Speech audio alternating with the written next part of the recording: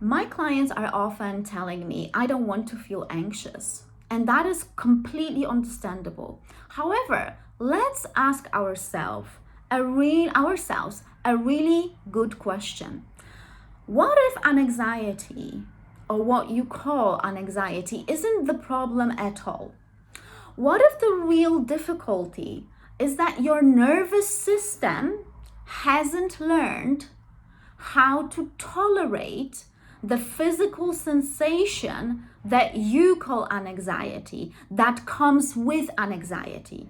Because then we changing the conversation altogether, because we stop talking about you as a person who's anxious. We are talking about a physical sensation that is in your body, that is in your nervous system, and it's trying just to be felt. That's it. And actually, it's not even trying, because then that would imply an intention on the part of the emotion.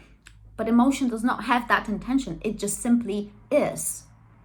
So therapy is not asking a question, what's wrong with me? What do I need to do with my anxiety? No. What hasn't my nervous system learned to tolerate yet? And yet is the keyword, because you can train that. Teaching your nervous system and teaching your body and teaching your conscious brain that you can survive an emotional activation is a key psychological skill, and you can train that. So let's stop doing this thing that I see so much. Oh, trigger warning. Aren't we adults or not? Can we hold discomfort or we cannot? Because then we are teaching, our children even more of the same, I would say, aversity towards discomfort. And those emotions are simply part of your being. They are part of your unconscious brain, emotional systems. So most people don't really avoid emotions. They avoid the sensations. The sensation of tight chest, the sensation of racing heart, the sensation of sinking heart, the sensation of knot in your stomach, or the heat on your face, or the shaking, or the tension. Yes, if you were to be really honest with yourself, you don't avoid an anxiety. You don't like the feeling, the actual raw sensation of an anxiety. So, your brain starts interpreting your internal signals as danger. And that unfortunately programs you further, your neural pathways, to create even more stories about your own emotional world. So a lot of the times when brain is actually interpreting those raw physical sensations as danger, then obviously it's trying to seek a way out, or for them to disappear. Alcohol, scrolling, weed, bring it on. If you feel something uncomfortable and you want to get away, well, there's loads of distraction or stimulation for that. So people think that these behaviors are the problem. They're not the problem as such. They are actually attempts to escape the uncomfortable bodily sensations. So let's stop treating again your coping strategies as a problem, because you're attempting to escape something that you find uncomfortable. So the neuroscience behind it is quite simple. Your nervous system is kind of constantly scanning for safety and threat. So when it detects danger, even if that danger is feeling an anxiety or is feeling a certain emotion, then your body changes before your conscious mind catches up. But your conscious mind is creating a story around it. So I don't like to feel it. This is uncomfortable. This is unsafe. Whatever it is that you are feeling, your cortex is always, so your prefrontal cortex is always trying to explain that to you.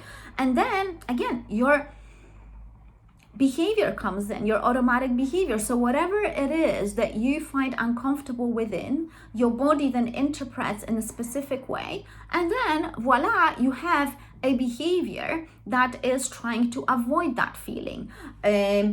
And that behavior can show up not only in, I probably gave an examples of like, scrolling or alcohol or weed, but actually it could be over explaining. It could be anything. If you want to avoid something, so for example, there's like maybe you feel shame when you feel misunderstood and you over explain yourself. That over explanation is a coping strategy to avoid the actual feeling of shame.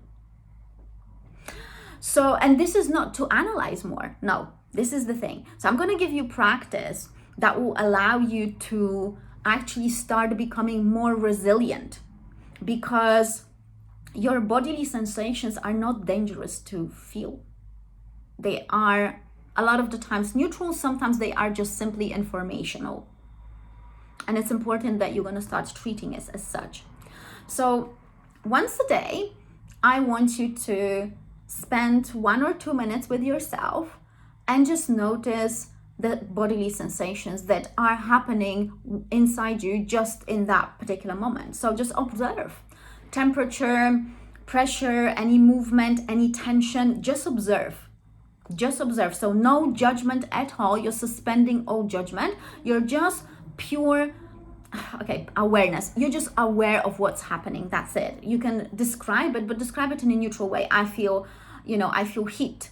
I feel tension. I feel some discomfort in my shoulder, whatever that is.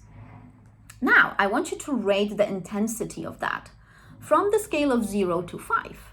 So think about it, okay? So let's say you start that practice and let's say the pain or there's the discomfort in your shoulder, let's say, and that is, you rate it as 5.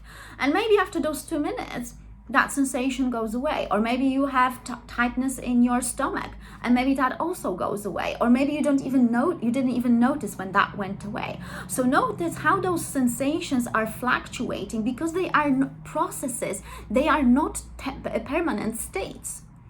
And instead of saying, I am feeling anxious, just say, okay, I am actually noticing warmth in my chest. I am noticing a knot in my stomach that I maybe tend to call before an anxiety.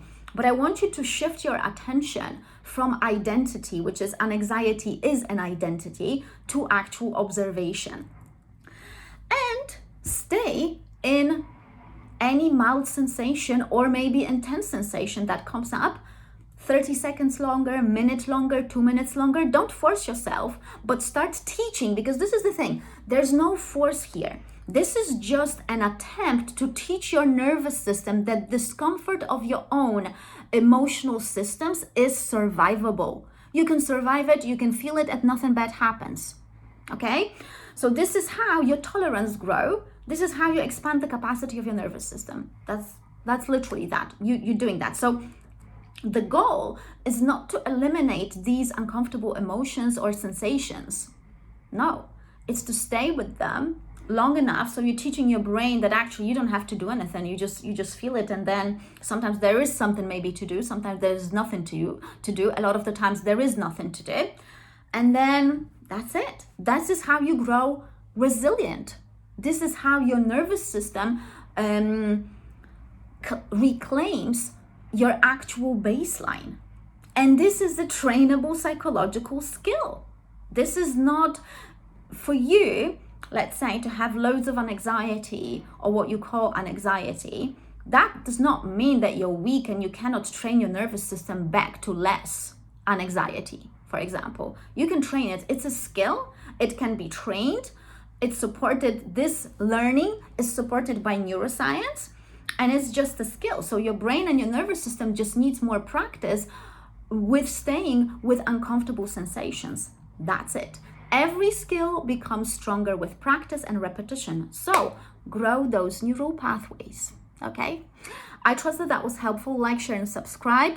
Hype, or whatever it is that the new feature is on YouTube. Also, if you want to book a session with me to discuss your particular case, your particular circumstances, and get a proper action plan, so it's gonna help you to grow resilient, help you to build those psychological skills so you can then have a really good life, a really fulfilling life, without the need to pay for therapy every week. but just to build those skills, then book a session on my website. Everything is explained very clearly, very honestly. Otherwise, I'm going to see you in my next video. Bye bye.